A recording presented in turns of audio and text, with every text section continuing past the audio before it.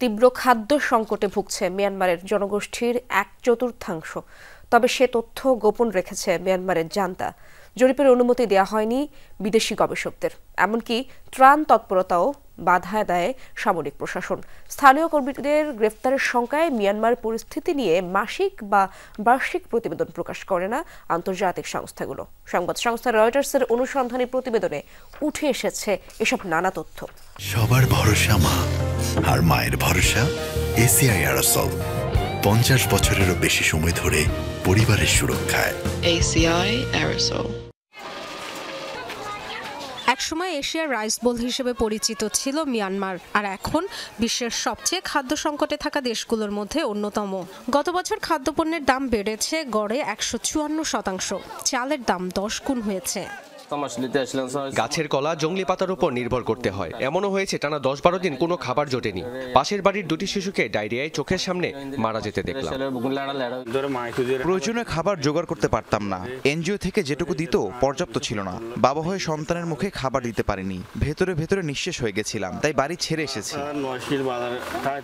খাদ্যের অনিশ্চয়তা ইস্যুতে বিশ্বের সবচেয়ে বড় পর্যবেক্ষণকারী সংস্থা integrated food security phase classification IPCর সংজ্ঞা অনুযায়ী খাবারের অভাবে মৃত্যু ঝুঁকি তৈরির মতো পরিস্থিতিকে বলা হয় অ্যাকিউট ফুড ইনসিকিউরিটি। মিয়ানমারের 1,44,00,000 মানুষ ভুগছে এমন খাদ্য সংকটে। আগামী বছরের মাঝামাঝি এই সংখ্যা দাঁড়াবে 1.5 কোটিতে। যদিও এসব তথ্য সংগ্রহ বা প্রকাশ কোনোটি সহজ নয় দেশটিতে। স্থানীয় পর্যায়ে জরিপ কিংবা ডেটা পরিচালনার সুযোগ তো নেই, অনুমতি দেওয়া হয় না বিদেশি পর্যবেক্ষক, গবেষক কিংবা কোনো সংস্থাকে। স্থানীয় কর্মীদের গ্রেফতার, নির্যাতনের শঙ্কায় ওয়েবসাইটে প্রতিবেদন প্রকাশও করে না বেশিরভাগ প্রতিষ্ঠান।